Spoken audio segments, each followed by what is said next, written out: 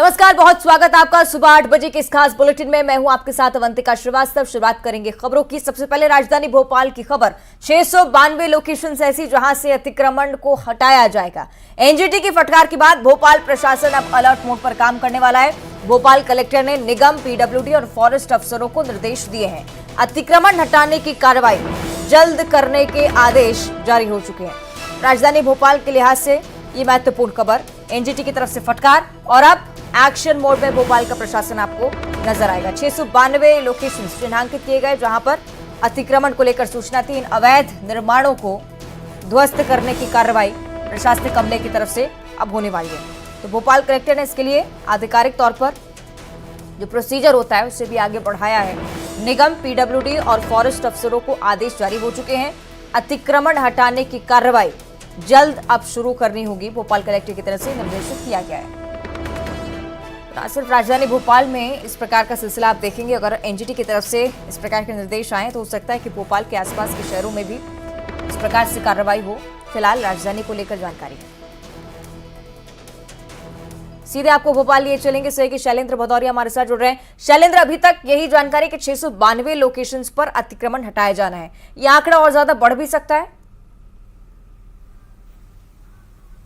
बिल्कुल, निश्चित तौर पर जिस तरीके से एनजीटी ने जो राजधानी के आसपास का जो ग्रीन बेल्ट एरिया है या राजधानी के अंदर का जो ग्रीन बेल्ट एरिया है उस इलाके में लगातार अतिक्रमण की खबरें एनजीटी के पास शिकायतें पहुंच रही थी और उसके बाद एनजीटी ने निर्देश दिए हैं भोपाल कलेक्टर को कि जितने भी ग्रीन बेल्ट एरिया में अतिक्रमण है उनको तत्काल प्रभाव से हटाया जाए। उसके बाद जो भोपाल कलेक्टर है उनकी तरफ से बाकायदा एक सर्वे कराया गया था और ये सूची जो बनवाई गई थी कि आखिर कितने ऐसे जगह है जहां पर अतिक्रमण किया गया है, खासकर ग्रीन बेल्ट एरिया में। तो 692 जगह जो सामने निकल कर आई है कि एनजीटी की तरफ से जो निर्देश दिए गए थे उसके बाद इन पर अतिक्रमण हो चुका है। तो ऐसी जगहों पर अब अतिक्रमण हटाने की कार्रवाई जल्द ही शुरू की जाएगी।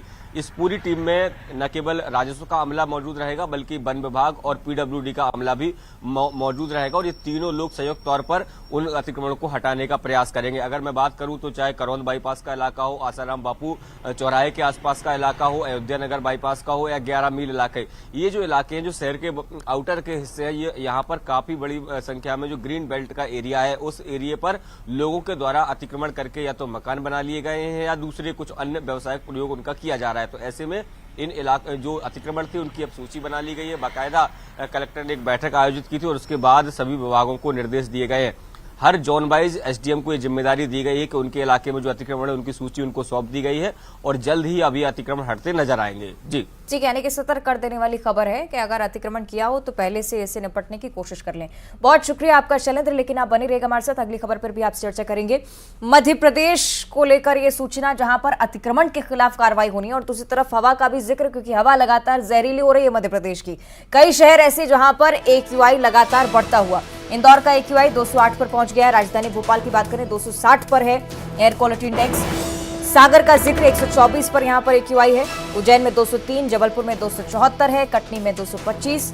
ग्वालियर की हवा काफी खराब है, 345 सिटी सेंटर का ये AQI इंडेक्स हम आपको बता रहे हैं। फूलबाग का इलाका जहां पर 319 AQI दर्ज किया गया है। महाराजबाड़ा मेन मार्केट ग्वालियर का 288 पर यहां AQI। दीनदयाल नगर का AQI 275 पर। ग्वालियर शहर के अलग अलग हिस्सों को लेकर ये जानकारी, जहां पर अलग अलग शहरों से ज्यादा जहरीली हवा नोट की जा रही है और ये सतर्क कर देने वाली खबर, सावधान करने वाली खबर। इसे पार पाने में 10 से 15 दिनों का समय अभी लग सकता है, प्रशासनिक स्तर पर यह बताया गया है। और चूंकि ठंड का प्रभाव अब धीरे धीरे बढ़ रहा है, बहुत जरूरी कि AQI पर जल्द से जल्द नियंत्रण पाया जा सके। खराब से थोड़ी बेहतर स्थिति में लाने की कोशिश लगातार जारी है। और मध्य प्रदेश के साथ साथ दिल्ली का भी जिक्र, जहां पर AQI गंभीर श्रेणी में बना हुआ है। आनंद विहार में AQI 411 पर है, अलीपुर में 432 है, वजीरपुर में 443 पर एयर क्वालिटी इंडेक्स। RK पुरम 422 दर्ज किया गया है यहां पर एयर क्वालिटी इंडेक्स। लगातार इस चीज को लेकर गंभीरता व्यक्त की जाती है। सुप्रीम कोर्ट की तरफ से भी कई बार फटकार लग चुकी है अलग अलग राज्यों को लेकर, लेकिन अभी तक यही स्थिति। हालांकि सुधार की कहीं ना कहीं गुंजाइश पहले भी देखी। दिल्ली के बाद अगर आप अलग अलग NCR रीजन्स की बात करें तो यहाँ पर भी इसी प्रकार के हालात है। उत्तर प्रदेश का कुछ हिस्सा जहाँ पर AQI 400 के आसपास बना हुआ है। तो लगातार स्थिति बद से बदतर ना हो, इसके लिए भी काम किए जा रहे हैं, कुछ प्रतिबंध रखे गए जिनका असर भी देखा, क्योंकि दिवाली के आसपास ये एयर क्वालिटी इंडेक्स 900 तक पहुंच गया था। अब स्थिति धीरे धीरे नियंत्रण में आती हुई 400 तक पहुंचा है, लेकिन बहुत ज्यादा अच्छी स्थिति नहीं है। थोड़ा और नीचे अगर होता है तो बेहतर हालात माने जाएंगे। दिल्ली का ये जिक्र है जिसमें मध्य प्रदेश को लेकर अगर जानकारी आप देखें QI से रिलेटेड, पूरे राज्य में सबसे ज्यादा ग्वालियर की स्थिति खराब है।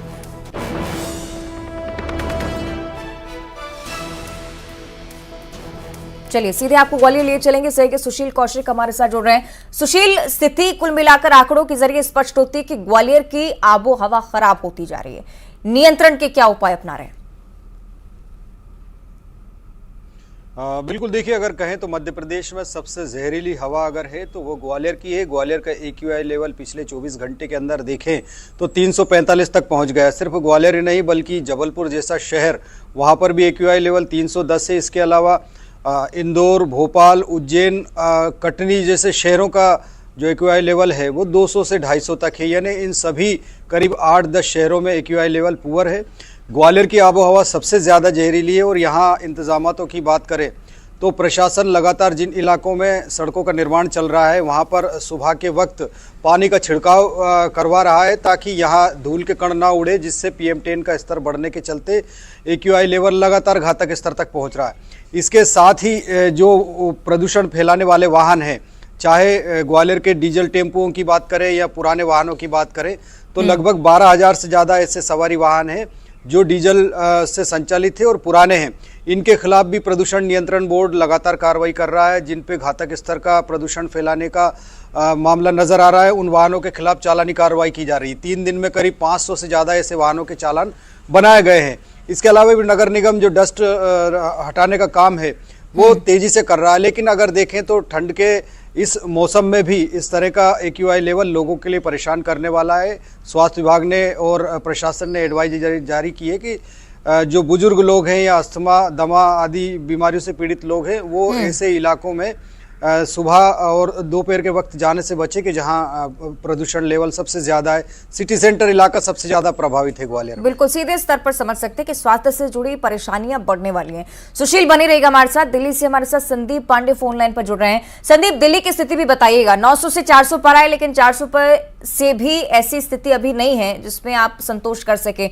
200 100 तक पहुंचने के इस पैमाने को किस प्रकार से देखा जा रहा है? कैसे नियंत्रण के उपाय?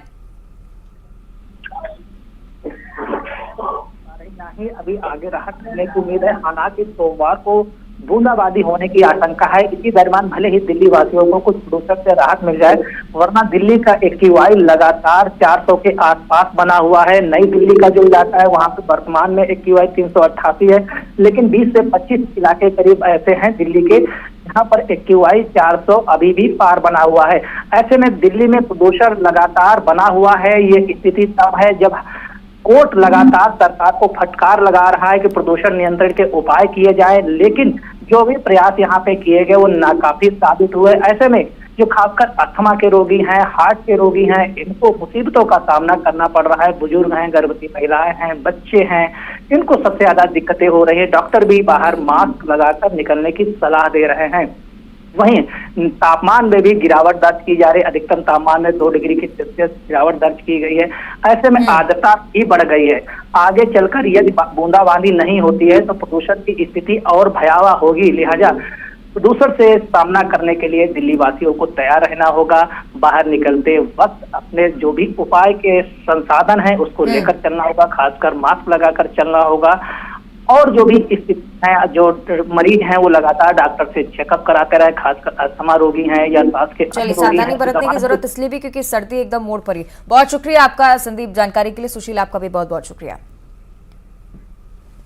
राजधानी भोपाल के 20 इलाकों का जिक्र करेंगे जहां पर बिजली की सप्लाई आज बाधित रहने वाली है। कोलुआ सिग्नेचर 360 कॉलोनी जहां पर बिजली कटौती होगी।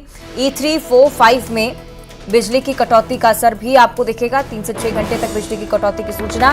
बिजली कंपनी मेंटेनेंस का काम करने वाली है और इसी के चलते भोपाल के कुछ ऐसे इलाके जहां पर स्थिति ऐसी है कि लोगों को बिजली संकट का सामना करना पड़ेगा। Kolua signature 360, E3, E4, E5 यहां पर बिजली कटौती का खासा असर। 3 से 6 घंटे तक बिजली की कटौती यहां रहने वाली। तो बिजली कंपनी की तरफ से मेंटेनेंस के काम को लेकर जानकारी साझा की गई है और इसी के चलते 3 से 6 घंटे तक बिजली आपूर्ति इन तमाम इलाकों के लिए बताई गई कि बाधित रहेगी। 20 इलाके इसमें शामिल हैं राजधानी भोपाल के। कब तक संकट चलेगा इसे लेकर कोई सूचना नहीं। उम्मीद है कि आज मेंटेनेंस का काम पूरा होगा। अब ज्यादा चर्चा के लिए सहयोगी शैलेंद्र का रुख एक बार फिर से कर लेते हैं। शैलेंद्र, 20 इलाकों में कौन कौन से प्रमुख इलाके शामिल हैं ये भी बताइएगा, और कब तक मेंटेनेंस पूरा होगा इसे लेकर कोई जानकारी? देखिए, अगर राजधानी की बात करता हूं तो राजधानी में आज 20 ऐसे इलाके हैं जहां पर 3 से 6 घंटे की कटौती रहने वाली। सबसे महत्वपूर्ण अगर इलाका है तो अरेरा कॉलोनी का E3, E4 और E5 है। इसके अलावा सिग्नेचर सिटी और कोलुआ वो इलाके हैं जहां पर जो 3 से 6 घंटे की बिजली कटौती हो सकती है। देखिए, जिस तरीके से विद्युत विभाग का साफ तौर पर यह कहना है कि सर्दियों का समय आ रहा है और ऐसे में जो है वो लोड सेटिंग को लेकर थोड़ी दिक्कतें होती है। यही कारण है कि उसके पहले जो मेंटेनेंस कार्य है वो किए जाने। हालांकि प्री मानसून मेंटेनेंस भी हमने देखा कि राजधानी के अलग अलग इलाकों में लगातार मेंटेनेंस के काम चले थे और एक दिन में लगभग 150 कॉलोनियों की 3 से 6 घंटे तक की बिजली कटौती की गई थी। और ऐसे में अब एक बार फिर मेंटेनेंस के नाम पर विद्युत कटौती का काम आज से शुरू किया गया है और आने वाले समय में भी लगातार ये देखने में आएगा कि अलग अलग इलाकों में लगातार मेंटेनेंस का काम किया जाएगा। देखिए, मेंटेनेंस के पीछे कारण हर 3 महीने में मेंटेनेंस बहुत आवश्यक हो जाता है, क्योंकि कई इलाके ऐसे हैं जहां पर जो तार है उसमें कहीं ना कहीं कमजोरी आ जाती है या फिर जो फीडर सेपरेशन का काम है वो बहुत जरूरी हो जाता है। तो तमाम जो छोटी छोटी कमियां हैं उनको दूर करने के लिए विद्युत विभाग के द्वारा समय समय पर ये मेंटेनेंस किया जाता है। उसी कड़ी में आज भी राजधानी के जो 20 कॉलोनियां हैं वहां पर ये मेंटेनेंस का काम किया जाएगा और सुबह यानी 9 बजे से लेकर 3 बजे तक के अलग अलग समय में 3 से 6 घंटे की कटौती रहेगी, जिससे राजधानी वासियों को थोड़ी सी परेशानियों का सामना करना पड़ सकता है। ठीक है, बहुत शुक्रिया आपका शैलेंद्र पूरी जानकारी साझा करने के लिए। तो राजधानी के कुछ इलाके जहां पर बिजली कटौती का संकट आपको झेलना आज पड़ेगा। आगे बढ़ते कुछ और खबरों की बात। गुरुवार को मुंबई के छत्रपति शिवाजी महाराज अंतर्राष्ट्रीय हवाई अड्डे के टर्मिनल 2 को बम से उड़ाने की धमकी भरा मेल मिला है। सूत्रों ने बताया कि धमकी भरा ईमेल भेजने वाले ने धमाका टालने के लिए 48 घंटे के अंदर $10 लाख देने की मांग रखी है, वो भी बिटकॉइन में। एक अधिकारी ने बताया कि सहार पुलिस ने इस मामले में एक अज्ञात शख्स के खिलाफ FIR दर्ज की है। ईमेल आईडी का इस्तेमाल कर धमकी भरा मेल भेजा। पुलिस ने अज्ञात शख्स के खिलाफ धमकी देने और फिरौती मांगने के मामले में FIR दर्ज की है। सूत्रों ने यह भी बताया कि ये धमकी भरा ईमेल जिस IP एड्रेस का इस्तेमाल कर भेजा गया है उसका पता भी लगा लिया गया है। पुलिस अब भेजने वाले शख्स की पहचान करने में जुटी हुई है। सहयोगी अमित हमारे साथ जुड़ रहे हैं। अमित, विस्तार से जानकारी, अभी तक क्या कुछ कार्रवाई पुलिस की तरफ से लेकर? देखिए, पुलिस ने ये बताया कि सुबह करीबन 11:06 पर मुंबई इंटरनेशनल एयरपोर्ट लिमिटेड यानी MIL के फीडबैक इनबॉक्स में ये मैसेज भेजा गया था और जो मेल आईडी थी वो थी quaidacastrol@gmail.com। इस ईमेल आईडी से जो है धमकी भरा ईमेल भेजा गया था और इस ईमेल में ये लिखा गया था कि यह आपके एयरपोर्ट के लिए आखिरी चेतावनी है। यदि ऐसा नहीं हुआ तो हम 48 घंटों के अंदर एयरपोर्ट टर्मिनल 2 को बम से उड़ा देंगे। ऐसा न हो इसके लिए हमें बिटकॉइन में $1 मिलियन भेजा जाए और 24 घंटे बाद एक और अलर्ट दिया जाएगा। ये मेल में लिख के आया था। पुलिस ने अज्ञात शख्स के खिलाफ धमकी देने और फिरौती मांगने के मामले में IPC की धारा 385, 5051E के तहत FIR दर्ज किया है। सूत्रों ने बताया कि धमकी भरा ईमेल इस IP एड्रेस का इस्तेमाल कर भेजा गया, उसका पता लगा लिया गया और इस शख्स की पहचान जो है वो खोजी जा रही है। अब सवाल है कि 24 घंटे बाद एक और अल्टीमेटम देने की बात जो है वो की गई है। तो आज सुबह यानी 11 बजे जो है 24 घंटे पूरे होंगे। अब देखना ये होगा कि क्या कुछ मेल आता है और पुलिस इसमें क्या कुछ सावधानी बरती या उस शख्स को गिरफ्तार कर पाती है। ठीक है, बहुत शुक्रिया आपका अमित। और भारत और ऑस्ट्रेलिया के बीच शुरू हुए T20 सीरीज में भारत ने शानदार आगाज कर दिया है। 5 मैचों की सीरीज का पहला मुकाबला विशाखापट्टनम में खेला गया। भोपाल ने आपको बताया कि भारत ने ऑस्ट्रेलिया को 2 विकेट से हरा दिया है। मैच के हीरो कप्तान सूर्यकुमार यादव, बल्ले से तूफानी पारी देखने को मिली है इनके। सूर्या ने 29 गेंदों पर T20 में अपनी 16वीं 50 जड़ी। इसके बाद मैच में 42 गेंदों पर कुल 80 रनों की पारी खेलकर टीम को मैच में जीत दिलाई है। इस दौरान 4 छक्के, 9 दमदार चौके जड़े। ईशान किशन ने भी शानदार बल्लेबाजी की। 39 गेंदों पर 58 रन बनाकर आउट हुए। आखिर में रिंकू सिंह 14 गेंदों पर नाबाद 22 रन उन्होंने बनाए। आखिरी बॉल पर 1 रन चाहिए था, तब रिंकू ने छक्का जड़ा, मगर नो बॉल होने के कारण छक्का मान्य नहीं हुआ और ऑस्ट्रेलिया टीम ने 3 विकेट गंवाकर 208 रनों का स्कोर बनाया। तो जोश इंग्लिश जिन्होंने तूफानी अंदाज में बैटिंग करते हुए 47 गेंदों पर शतक जड़ा। भारत और ऑस्ट्रेलिया के बीच दूसरा मुकाबला 26 नवंबर को तिरुवनंतपुरम के ग्रीनफील्ड इंटरनेशनल स्टेडियम में खेला जाएगा।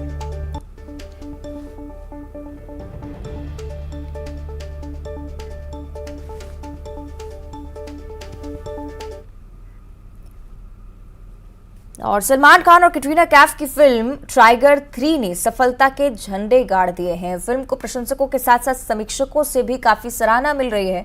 दर्शकों का भी खूब प्यार मिल रहा है। फिल्म ने विश्व भर में 400 करोड़ का बिजनेस किया है। फिल्म की सफलता के बाद सलमान ने अपनी प्रतिक्रिया भी दी। जब फिल्म की सफलता के बारे में उनसे पूछा गया तो उन्होंने कहा कि कभी भी सफलता को अपने सिर पर हावी नहीं होने देना चाहिए। मैंने उस वक्त जरूरी नहीं समझा इंटरव्यू देने के लिए, क्योंकि वर्ल्ड कप चल रहा था और दिवाली थी, तो सबका इंटरेस्ट उस वक्त मुझे ऐसा लगा कि वर्ल्ड कप में होगा और दिवाली पर कंसंट्रेशन होगा था। लेकिन उसके बावजूद हमारे नंबर्स जो आए हैं वो बड़े कमाल के आए हैं। तो कभी कभी ऐसा लगता है कि ये जो ऊपर वाले ने जो हमको और जोया को और अदी को और टाइगर की जो एक सीरीज़ और जो करियर बख्शा है, वो बहुत ही कम लोगों को ऐसा एक मौका मिलता है कि बार बार आए और बार बार इतना ढेर सारा प्यार मिले। तो उसके लिए हम बड़े ही खुशनसीब और खुशगुजार हैं। कई शिकायतों और पत्राचार के बाद क्लोनिंग से पैदा हुई वन भैंसा दीप आशा का अब डीएनए टेस्ट होगा। इस टेस्ट से ये पता चल पाया कि वास्तव में वन भैंसा है या मुर्रा भैंसा है। आरोप यह है कि वन विभाग के अधिकारी उसे वन भैंसा बताकर करोड़ों रुपए फूंक चुके हैं। अगस्त 2018 में रायपुर लाने के बाद दीप आशा को छिपाकर रखा गया। वीआईपी के अलावा उसे कोई नहीं देख सका। आरोप यह भी है कि वन विभाग के अधिकारियों को मालूम है कि दीप आशा मुर्रा भैंस है, लेकिन जानबूझकर उसे वन भैंसा बताकर रखा गया। लेकिन डीएनए टेस्ट के बाद पूरे मामले का खुलासा होने की उम्मीद है।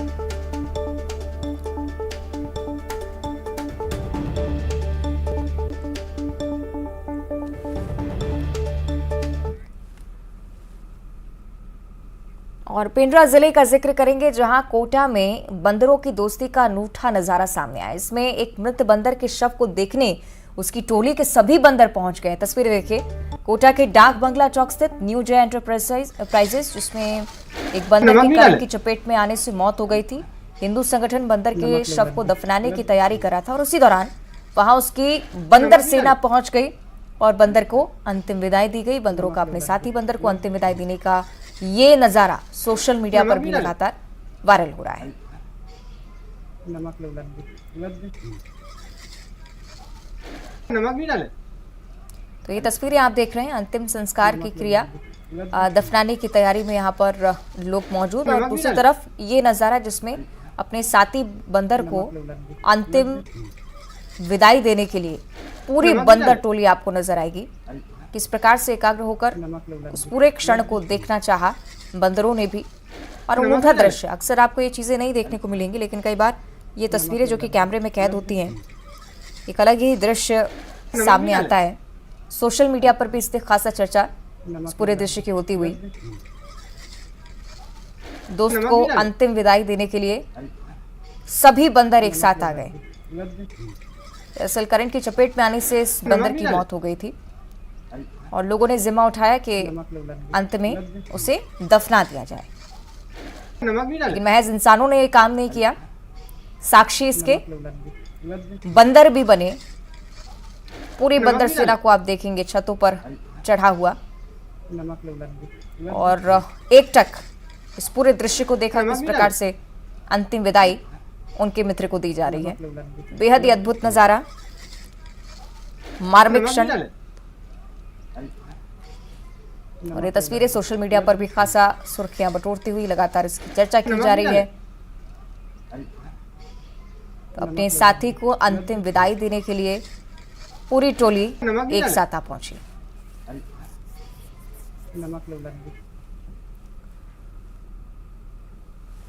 आगे बढ़ते हैं, उज्जैन से अगली बड़ी खबर, जहां स्कूल में छात्र को लठ से पीटा गया है। हाथ और पैर में गंभीर चोट आई है। छात्र को जिला अस्पताल में भर्ती करवाया गया। प्रिंसिपल राजेश कुलमी पर यह आरोप है। गो ग्रीन स्कूल का ये पूरा मामला, चिंतामणि थाना के हासमपुरा का ये पूरा मामला है। उज्जैन से खबर हम आपको बता रहे हैं। सहयोगी अजय से हम ज्यादा जानकारी ले लेते हैं। अजय, छात्र की हालत फिलहाल कैसी और क्या कुछ घटनाक्रम रहा? जी देखिए, छात्र के द्वारा स्कूल से लौटते वक्त जो है बस में जो है बम फोड़ दिया था, जिसकी शिकायत बस ड्राइवर ने स्कूल के प्रिंसिपल को की थी। इसके बाद स्कूल के प्रिंसिपल वहां पहुंचे और उन्होंने छात्र को लठ से पीटना शुरू कर दिया। इसके बाद छात्र घायल अवस्था में घर पहुंचा और इसके बाद उन्होंने अपने परिवार वालों को बताया। परिवार वालों के साथ थाने पहुंचकर प्रिंसिपल के खिलाफ छात्र ने शिकायत की। इसके बाद छात्र का जिला अस्पताल में उपचार कराया गया है, जहां उनसे भर्ती किया गया है। वही थाने पर बुलाकर प्रिंसिपल को बिठा लिया गया है। अभी पूछताछ की जा रही है और जांच के बाद आगे कार्रवाई की जाएगी। अभी फिलहाल छात्र की स्थिति सामान्य है और उसे उपचार दिया जा रहा है। जी ठीक है, बहुत शुक्रिया आपका जो जानकारी के लिए।